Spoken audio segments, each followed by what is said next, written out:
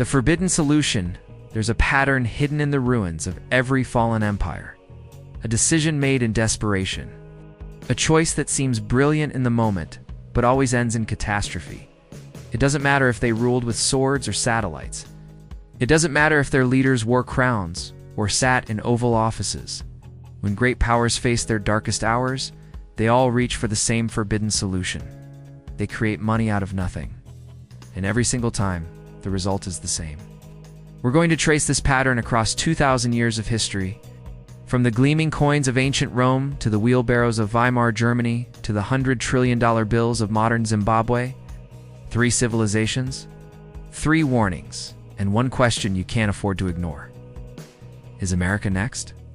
The pattern always starts the same way. Crisis hits. Maybe it's a war. Maybe it's debt. Maybe it's a government that promised more than it could deliver. The treasury empties. Taxes can't be raised without triggering revolt. Borrowing reaches its limit. And then someone discovers what looks like magic. Just create more money. Print it. Mint it. Conjure it from thin air. First it works. Bills get paid. Soldiers get their wages. The crisis passes. But then prices start rising. Slowly at first, then faster. Savings evaporate. The middle class watches decades of hard work vanish overnight. By the time everyone realizes what's happening, it's already too late. The money that was supposed to save them becomes the poison that destroys them. What makes this terrifying is that every leader who walks this path believes they're different. Their economists are smarter, their systems are stronger, their situation is unique. They watch other nations collapse and tell themselves, that could never happen to us, until it does. We will examine 3 civilizations that made this exact mistake. We'll watch Rome's silver coins turn to worthless bronze over 3 centuries. We'll see Germany print marks by the trillions until workers needed wheelbarrows just to buy bread. And we'll witness how Zimbabwe destroyed one of Africa's most promising economies in less than a decade. But this isn't just ancient history. Because right now, as you watch this, the same forces are at work in the world's largest economy. The same justifications, the same desperation, the same belief that this time is different. The stakes have never been higher. Because when the Roman Empire collapsed, the damage was regional. When Germany's currency died, it was national. When Zimbabwe fell, it was local. But the US dollar isn't just America's currency. It's the foundation of the entire global financial system. 59% of the world's foreign exchange reserves. Nearly 90% of all international currency trades. If the dollar falls, it won't be one empire crumbling. It will be the entire world shaking. So let's start at the beginning. Let's go back 2,000 years to an empire that once ruled the known world. And let's watch exactly how they turned sound money into worthless metal, one desperate decision at a time. The fall of Rome's money. For 500 years, Rome's economy ran on a single coin, the denarius. It's a small silver disc that soldiers earned as pay, merchants used to settle debts, and families buried in clay jars as their life savings. When the denarius was first minted around 211 BC, it contained nearly pure silver. 4.5 grams of real, tangible wealth you could hold in your hand. Bite it, and you'd taste the metal. Weigh it, and you'd feel its value. This was not paper backed by promises. This was actual money. For almost 300 years, the denarius held steady. Emperors came and went. Wars were fought and won.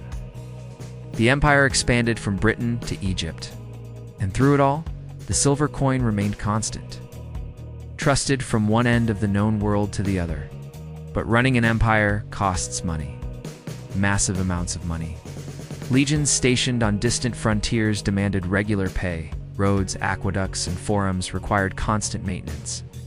And Rome was always at war somewhere. Germania, Parthia, Britannia, rebellions in Gaul. Every campaign drained the treasury. By the 2nd century, the math was becoming impossible. Tax revenues couldn't keep pace with military spending. Raising taxes risked revolt.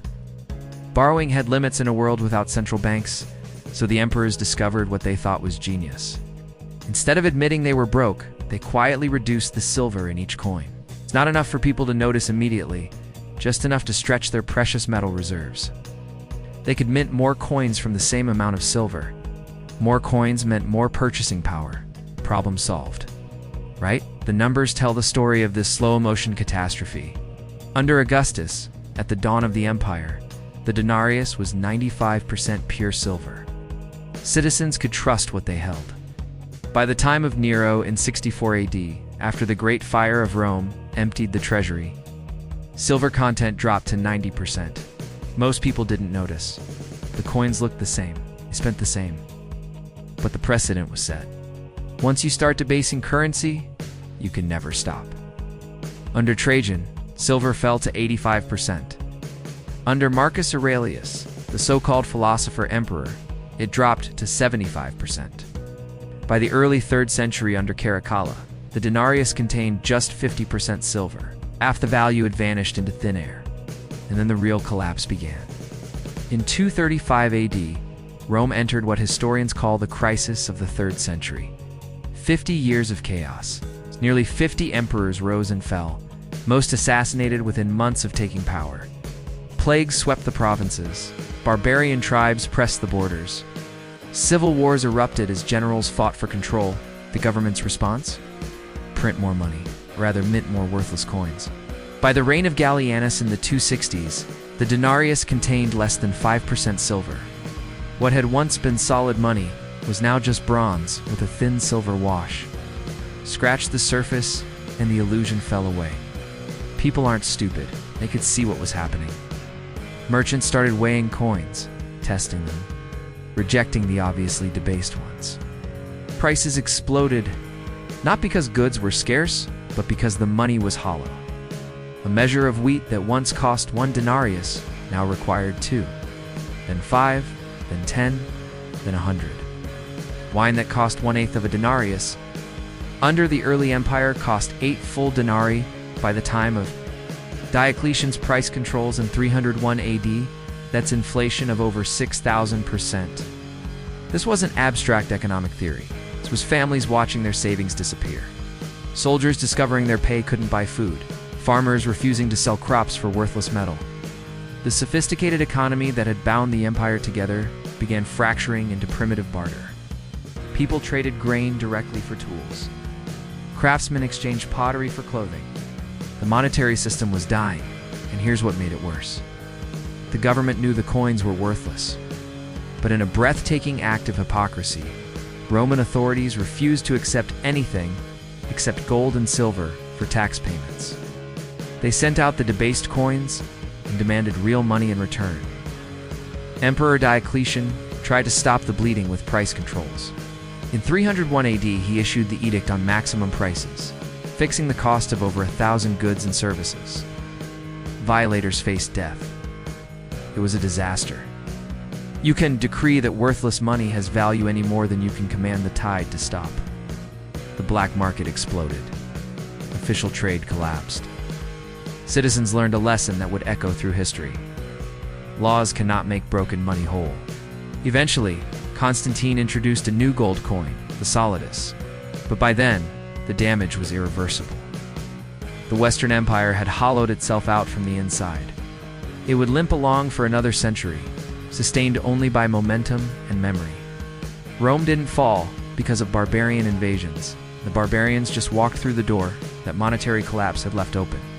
This should have been a warning that echoed through the ages, a lesson carved in worthless bronze for all future generations. Instead, it became a blueprint that desperate governments would follow again and again. 16 centuries later, a defeated nation in Central Europe would repeat the exact same mistake. Only this time, it would happen in months instead of centuries. And the consequences would be far worse. Germany's nightmare, November 1918. Germany signs the armistice ending. World War I, the guns fall silent. But for the German people, a different kind of war is about to begin. The Treaty of Versailles lands like a death sentence. The Allied powers demand reparations of 132 billion gold marks. To put that in perspective, it was more than Germany's entire annual economic output. The victors wanted payment for the whole war, plus interest, stretched over 60 years. Germany faced an impossible choice: refuse to pay and watch French and British troops march into German cities, raise taxes to crushing levels and trigger revolution, or find another way. The Reichsbank chose the printing press. At first, the amounts seemed manageable. A few billion marks here and there, just temporary measures to get through the crisis. The economy even stabilized briefly in early 1922. Then France got impatient. In January 1923, after Germany missed a delivery of timber and telegraph poles, French and Belgian troops marched into the Ruhr Valley, Germany's industrial heartland, the engine of its economy. The German government responded with passive resistance. Workers were told to do nothing that helped the occupiers. Factories went silent. Mines stopped producing. But those striking workers still needed to eat, still needed to be paid. So the printing presses ran day and night. Entire shifts of workers operating machines that manufactured currency faster than anyone could count it. Private printing companies across Germany were contracted just to keep up with demand. The numbers became surreal. In January 1922, $1 bought 190 German marks. By November 1923, $1 bought 4.2 trillion marks. Let that sink in. 4.2 trillion. Daily life turned into a frantic race against time. When workers received their wages, they didn't walk to the shops, they ran. Because the coffee they could afford at noon might cost twice as much by dinner. Restaurants stopped printing menus. What was the point? Prices changed by the hour. Waiters simply wrote numbers on chalkboards and erased them throughout the day. One German student later recalled ordering a cup of coffee for 5,000 marks. By the time he finished drinking it and ordered a second, the price had jumped to 7,000. A woman in Munich dragged a suitcase stuffed with banknotes to her local grocery store. She set it down outside for just a moment. Someone stole the suitcase and dumped all the money on the street. The leather case was worth more than the cash inside. Children built towers and kites from stacks of worthless bills. Their parents used banknotes as wallpaper because it was cheaper than buying actual wallpaper. Others burned currency in their stoves because it cost less than firewood. When the crisis reached its worst, bread cost 200 billion marks per loaf. One egg cost 320 billion. The government issued banknotes worth 100 trillion marks. But the true catastrophe wasn't measured in zeros. It was measured in lives destroyed. The middle class was annihilated. Pensioners who had worked 40 years found their retirement savings couldn't buy a single meal. A lifetime of discipline and thrift wiped out in weeks. Insurance policies became worthless paper. Government bonds meant nothing. Bank accounts with thousands of marks couldn't purchase a newspaper. Meanwhile, those who understood what was happening made fortunes. Factory owners paid off enormous debts with worthless currency and emerged owning their properties free and clear. Speculators with access to foreign money bought German companies for pennies. Real estate changed hands for the price of a dinner. Hyperinflation didn't just destroy money. It inverted morality.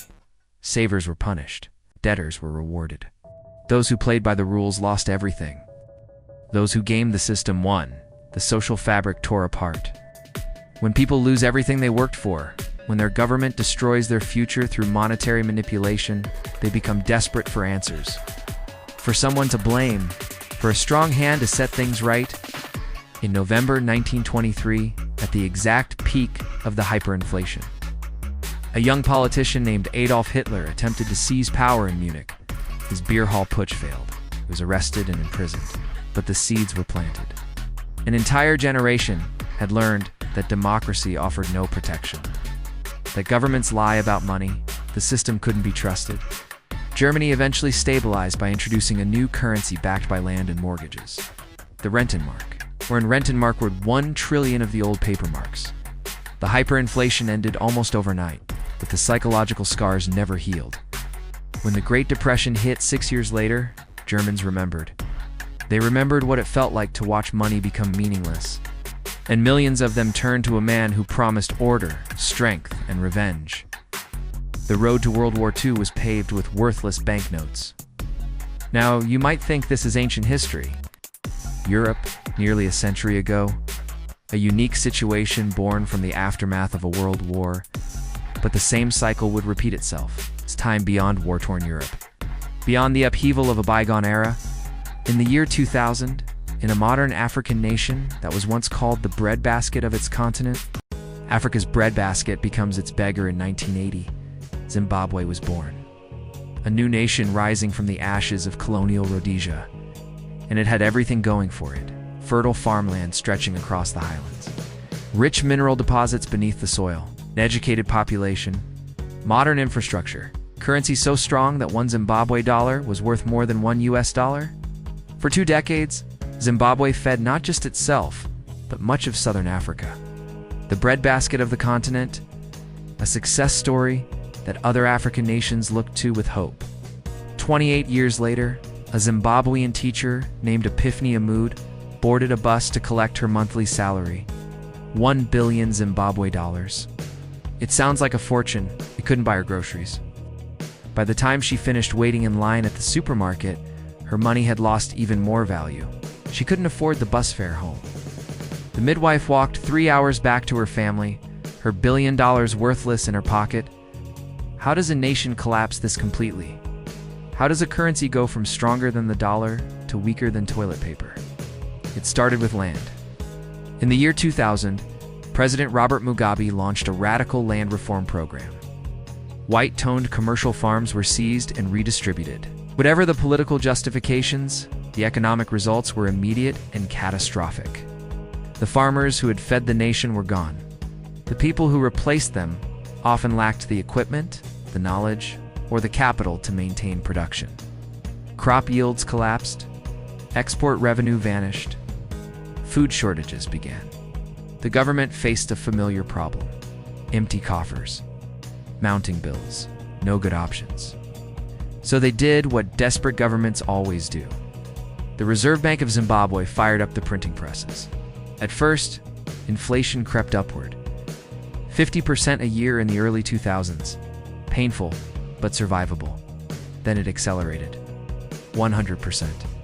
200. 600. By 2006, prices were rising over 1,000% annually. The government's response was to print bigger notes, and then even bigger ones. What happened next defied comprehension. In 2008, inflation didn't just rise, it went vertical. 100,000% in January, 1,000,000% by May, 250,000,000% by July, and it kept climbing. At its absolute peak in November 2008, economists estimated Zimbabwe's inflation rate at 79.6 billion% per month. Prices doubled every 24 hours, sometimes faster.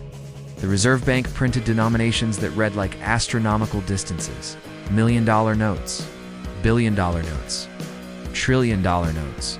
In January 2009, they issued the $100 trillion bill, 100,000 billion. More zeros than most calculators could display, couldn't pay for a bus ticket. The formal economy simply stopped functioning. Shops couldn't price their goods. Businesses couldn't pay their workers in any meaningful way. The unemployment rate hit 94%. People abandoned the currency entirely. US dollars and South African rand became the real money. Those who had neither returned to barter, haircuts paid for with eggs, medical treatment exchanged for chickens. The government tried everything except the one thing that would work. They declared inflation illegal. It kept rising. They imposed price controls. Shelves went empty as businesses refused to sell at a loss. They redenominated the currency 3 times, slashing zeros by the billions. First 3, zeros gone. Then 10 zeros, then 12 more. It didn't matter. The underlying problem remained. It's too much money chasing too few goods. A government spending far more than it earned and printing the difference. In April 2009, Zimbabwe officially abandoned its own currency. The Zimbabwe dollar ceased to exist. Foreign currencies became the only legal tender.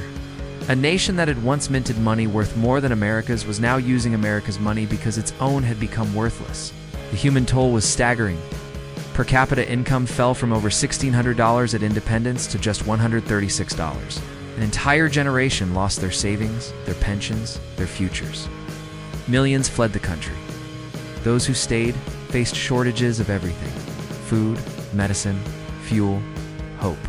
And here's the cruelest part. It didn't have to happen. Zimbabwe had natural resources, educated people, functioning institutions. Everything needed to build prosperity. All of it was sacrificed on the altar of the printing press. The breadbasket became the beggar. Now, 3 empires, 3 centuries, 3 continents. The same pattern repeating with mechanical precision.